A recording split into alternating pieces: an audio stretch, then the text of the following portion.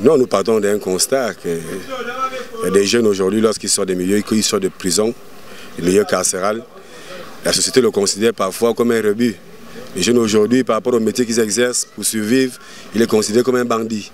Il y a d'autres là, parce qu'il n'a pas eu les diplômes, il n'a pas fait l'école, il n'a pas eu la possibilité, la chance, la grâce d'avoir des parents qui l'ont envoyé à l'école, ou bien il se retrouve comme étant un jeune de la rue, comme on le dit vulgairement.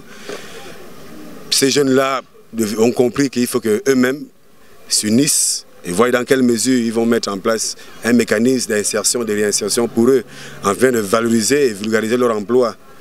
Parce qu'aujourd'hui, si quelqu'un arrive à subvenir à ses besoins primaires et élémentaires, arrive à payer l'école de ses enfants, arrive à les envoyer à l'hôpital, il doit comprendre que le métier qu'il exerce n'est pas seulement une simple bricole, que c'est un travail à part entière.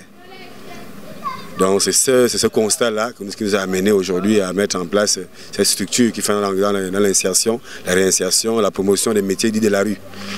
Avant, nous ne pouvions pas penser qu'un jeune Gabonais puisse se lever, sortir de prison, dire que non, pour ne plus retourner en prison, pour ne plus braquer, pour ne plus voler, je vais prendre la brouette pour essayer de m'en sortir. Je vais aller vendre la friperie, je vais aller charger les voitures pour essayer de m'en sortir. Bon, pour ceux qui parlent de la Bible, on nous dit qu'on remet à César ce qui est à César, et à Dieu ce qui est à Dieu. Moi, étant un pur produit d'un jeune de la rue, il était question que c'est à nous, les jeunes de la rue, de montrer que la rue n'est pas seulement un endroit là où il n'y a que la négativité. Il y a des gens qui pensent. Nous avons compris ça depuis fort longtemps. Nous avons évolué dans ce milieu-là. C'est un milieu hostile, sans issue de secours. Mais si on reste les bras croisés, on va terminer toujours notre vie, finir notre vie en prison. La nouvelle dynamique des jeunes travailleurs de la rue, c'est pas la rue du PK12. C'est la rue du Gabon. Le Gabon, c'est notre pays. Aujourd'hui, nous avons les jeunes que nous envoyons dans les chantiers pour aller transporter les planches. On a les jeunes qu'on envoie dans les bacadères, aller soulever les poissons, aller transporter les poissons. Aujourd'hui, on a les jeunes qu'on envoie dans les chantiers forestiers pour aller faire tel ou tel métier. Si il nous est arrivé à certains endroits de vider les fosses habituelles avec les seaux, parce que les voitures de vidange ne peuvent pas y avoir accès.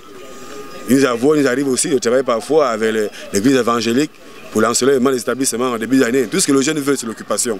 Parce qu'on nous dit souvent que l'hospitalité, c'est la mère du vice. Donc c'est ça que nous essayons de faire à notre niveau.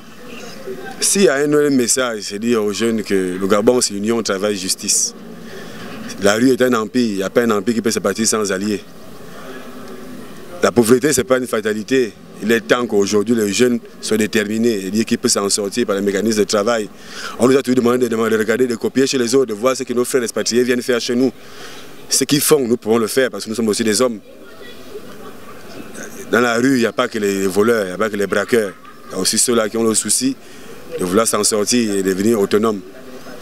Donc le message va être à l'endroit des plus hautes autorités de la République, leur dire que nous avons besoin de soutien des pouvoirs publics. Ce qui arrive à faire que les jeunes prêtent attention à nous parce que nous parlons le même langage. Même là où je m'exprime devant les médias, j'ai fait des efforts pour essayer de parler un français assez compréhensible. Nous parlons le largot là il le comprend. Là ils sont en train de me débrouiller, de vouloir parler un français pour que les gens me comprennent. Nous avons besoin de psychologues, parce qu'un jeune au sortir de prison veut bien arrêter de fumer le chanvre, de prendre les stupéfiants.